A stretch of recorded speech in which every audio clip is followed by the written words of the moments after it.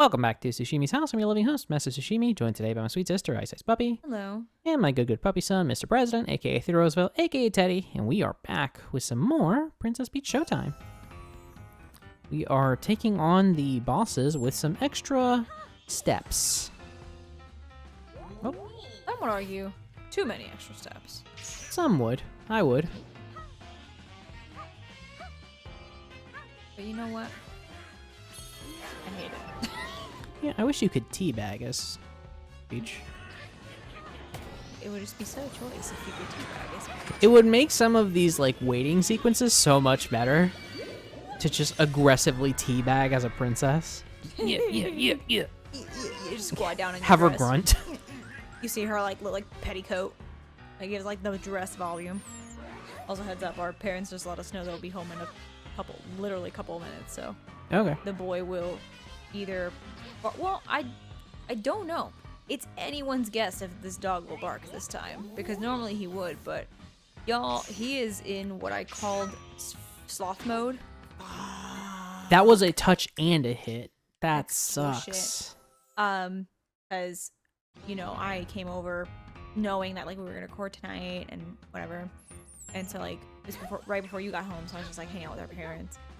And they were like, all right, like, we're gonna head out, run some errands, so just hang tight, because, you know, Sush will be home soon, I'm sure. And literally, they walked out, and then, like, you walked in. Yeah, I got to greet them in the driveway. Oh, nice, okay. And, but as they walked out, like, Teddy was just sitting beside me, like, huddled up. And, like, they went out through the garage, which, like, they always do. And he did the world's slowest head turn to, like, watch them leave. Like, it was very much in the vein of the sloth from Zootopia. Dash, I think is his name. Like, I think it's Flash. Flash, that's his name. Right, duh. Dash is the kid from Incredibles. And, yeah. It's like... Come on.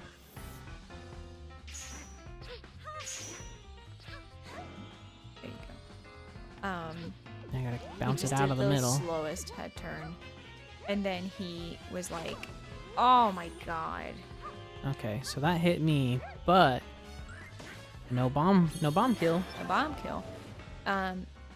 And so I was already laughing about that. And then shortly after he was like, okay, gonna give little kisses. And then he started like giving me a little face kiss. He just forgot he was doing it halfway through. Like mid-lick, just kind of stopped and stared at me. Like, bud, are you okay? Oh, he's just a little zooted. And like when I came over, he didn't bark at all. He just kind of got up from his like little blanket fort, as he has done now. He's sitting completely upright, and it's just kind of watching the door. Eddie, your little crushed velvet chest is so soft. Like, you do a little bit look like a furless cat, in a very cute way. Oh, stand up. Big. Alright, let me, I guess, release this boy. He's being polite so far, but he may bark soon. Oh, there he goes. Sorry, y'all, I'm being a little quiet because I am locked in.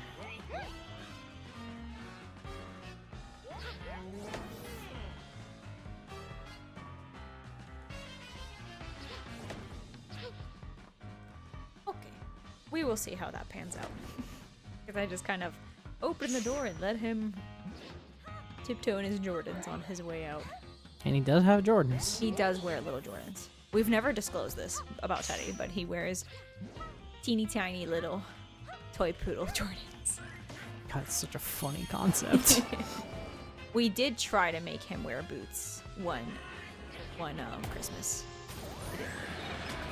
No, he hated it. He did. Well, it was like with good intentions, because our mom was like, oh no, oh finally, the poor baby, he gets so cold. His little feet, they get so cold. Yeah. Let me get him little boots so they're not so cold. Especially because I think it snowed that year. Yeah, exactly. So she bought him like these little like snow boots, and looked like a newborn deer.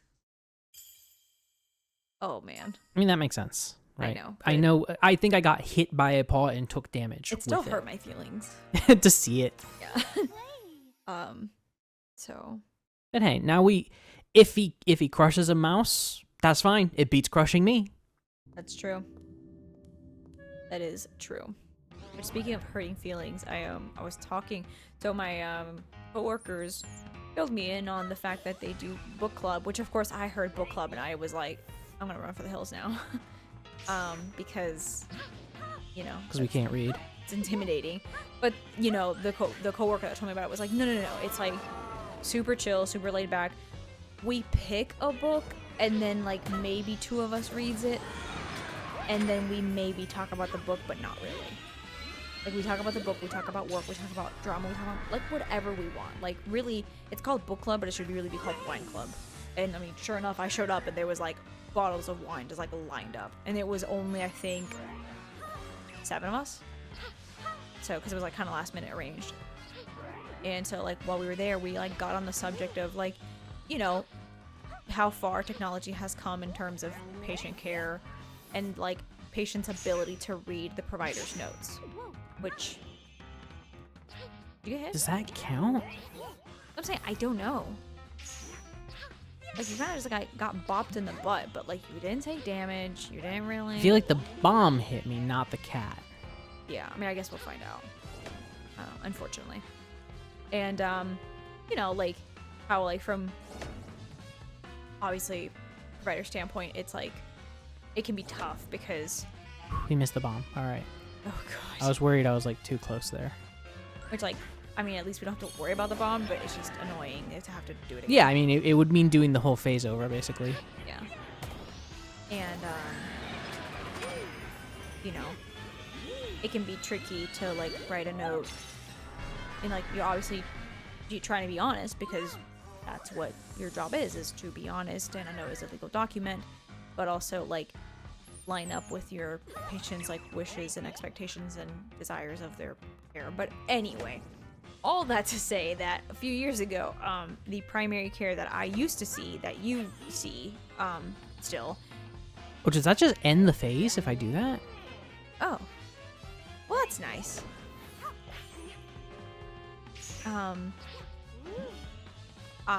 This was like 2021, 2022, like definitely still COVID, but not quite like peak pandemic, and he made a comment that I had like put on some weight, which like it was not that many pounds, like if we're being honest. So, first of all, like why, unless you're like truly concerned about my weight and my health, how it affects that, but whatever. So he like made a comment, and I just was like jokingly like, oh, huh, like being home, it's like easier to just like get up and snack, right? Yeah. This motherfucker put in his note, patient admits to excess snacking with having extra time with being home or doing school from work or something. And I was like, oh my God, I thought we were like, I had never read the notes, but at that point I was still in, actually, it had to have been 2020, actually may have been 2020 or 2021 because I was still in school. So I remember thinking like, I'm going to read his note because I'm in the phase where like, I need to learn how to write a good note. Okay, so that counted. Yeah, one of those touched me.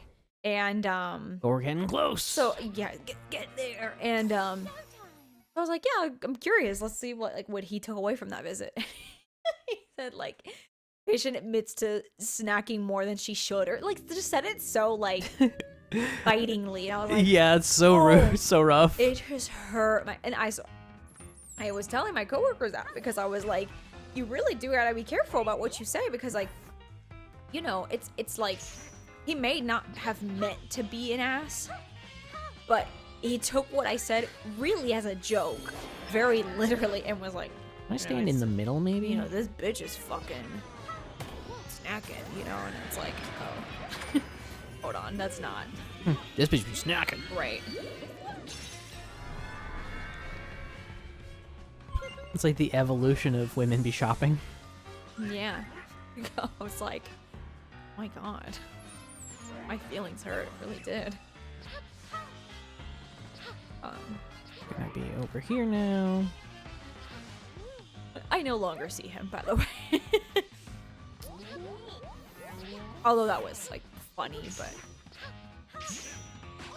oh, rude. Well, that definitely counts. Yeah, 100% counts. Because it damaged me. I mean, like, I don't care about taking damage at this point. But also, if I'm touched, I'm definitely... If I'm taking damage, it means I've been touched. And that's what I was going to say. If you've taken damage, you absolutely were touched. No questions asked.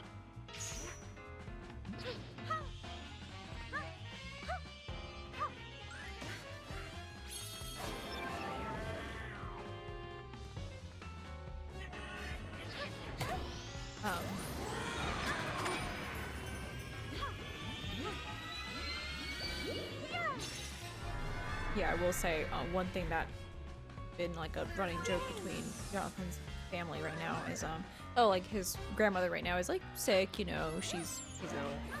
She's I don't even remember. God damn it, bro. Then I may have talked about this before that she had a stroke like a year and a half ago, and she already had like some degree of dementia, but it like caused her mental health or her mental state to like nosedive because of the stroke. But still like has her moments and stuff, and there's like things that come with the territory of dementia, like, you know, someone that you know who may have never said a curse word in their life then now starts cursing because they're demented or whatever. But the idea of like a child, especially like a boy child, being very annoying to their mom turns out can long exceed the early years, because they're my father-in-law showed me this video that he took of himself, you know, just or rather took of his mom, like just talking to her, but like he's just like, mom, hey mom, because she's not like looking at the camera, she's like looking away. He's like, mom, hey mom, hey mom. And oh, you can just tell his paws to fuck off. yeah, I've been playing this shit on hard mode. yeah, oh my god. It's annoying. You just be like, go away. Oh, that's bullshit. That would have been good to know. It sure woulda. Damn, that sucks. Bruh, And we did this shit for like 20 minutes. yeah, just just for no reason, just Were none of you gonna tell me? not one of you. Hey, not one of you said That's something. so fucked. You may as well not tell me my fly's down, assholes. Right? I'm wearing a skirt. Can't be down. I'm Or wearing dress. gym shorts. But anyway, so he's just like, my father was just like, mama, ma. And, you know, again, she's like not really looking at him. And then you see her eyes like shift at him. And then she closes them, does this little sigh, and goes, go on hell. Mama! She just goes like, go on hell. And he goes, what? And she goes, go on to hell. And he's like, mom, like, mom, I love you. I love you, mom. And she like does the eye thing again. She goes, you make me sicker than sick. So now anytime one of us mildly inconveniences the other, we just go, you make me sicker than sick. Go on, hell. Go on to hell. That's so funny. You make me sicker than sick. And she did like the world's tiniest little head shake, and it was like and like, of course we were cracking up about this, and like anyone who's dealt with any family member having dementia, you're probably like, oh well, she's just saying that because she has dementia, and it's like, I don't know, she kind of got really lucid in that 1 second. Like, you know, the go on to hell I could absolutely believe was the dementia because she didn't used to curse. But the you make me sicker than sick is for sure a weary mother tired of hearing her son go, mom, Paw mom, touched me. damn, mom, I love you. Paw touched me. I touched you. Touched me. Make me sicker than sick. They make me sicker and sick. A projector. Yo, hey! I don't know why I was so delighted by the idea of this little mouse fuck going. That hurt my throat. That's fair.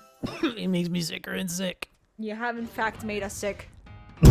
Oh, it feels so bad. Get over here. I don't think I've tried to make that noise ever. And it turns out you never will again. I'm never gonna dance again. You better have learned your lesson. Oh, Teddy's not here. I can put a blanket on myself. Finally. That's true. Sweet God, it's cold. While I lose my composure over my throat shredding itself.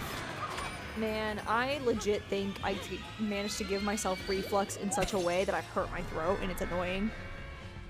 TMI, this is gross, but I had a burp like a week ago. And one of those burps where you accidentally have like a little baby barf. Just like, ugh, gross, you know? But like I pushed it back, I was fine, so I thought. After that, my throat has just been sore. And so now I'm like taking medications for reflux to see if it eventually gets rid of it. And it's been a week and it's like a little better. But also I've admittedly not been consistent with the medicine. I just realized right now, actually, I didn't take it this morning. So I've taken it, I think, 50% of the time so far. So they don't lie when they say healthcare workers are the worst patient. No, my memory's just shit. I fully believe in the medicine and its capabilities. I just really do fucking forget to take it. Because you have to take it 30 minutes before you eat anything in the morning. Oh, wow. So you gotta get up early for that. Right. You have to, like, consciously, like, wake up and then do nothing but take that and then get on with your day and then not eat for 30 minutes. So, whatever. Go away. But also, with everything going on with Jonathan's grandmother, there was one day where he was like mega busy. Or I say he was. We just were like. Go on, Hale. I know, poor woman. Like, you know, the day. Oh, I'm talking to the cat. Oh, I see. The day they were like, oh yeah, like she's doing like really, really bad. You guys should be here. You know, we were like, oh shit. That's a touch.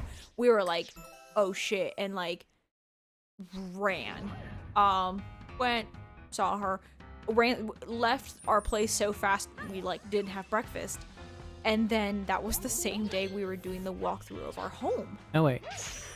So it was like, well, dang, like we can't not go to that either. So we went to that, and So y'all just did it hangry. yeah, actually, like we went on an empty stomach. We were like, well, this sucks. We went, did that. Although honestly, it was great. So it was good. We were very satisfied with like what we saw and everything. And then I had to go straight to work. Now, thankfully, like work has like a lot of snacks and stuff, so I just like grabbed real quick like a little hummus snack pack and like downed that. And then I had like a little chocolate protein bar thing that they also keep in stock. But then that same day, Jonathan had a like a imaging, like a study he had to do that required him to be 4 to 6 hours without food on his stomach. So by the time we got done with the walkthrough, it was about 4 hours before he would have it done. And so he was like, you gotta be fucking kidding me. I forgot I had to not eat for this thing. You're kidding me. So like, there was like a very slim window. He like managed to have like a protein bar and that's it. Wow. And he was like, kill me. Literally kill me. I'm starving. And then that same evening, we went back to be with his family. But I was like, hey, you know, and I was like, I know I'm going to beat you there because like I get off work and then I can go there. But then his thing was going to like take a little bit longer. So I was like, listen, let's just be smart. What do you want me to grab you for food? I will just go ahead and pick you something up and then you just come meet us over here and you just eat over here. You know, that way you're not like going home, eating, doing this, doing that, and then coming over. And so he was like, oh, I don't know what I want. And there was a pause. He goes, actually, no, I need a big, heavy meal. Give me Little Mama's chicken parm. So we had like 2-3 days in a row of Italian food because I bought like a little pizza from there. I bought him the chicken parm and I bought that goat cheese and bread dip to like share with the family. That was a touch.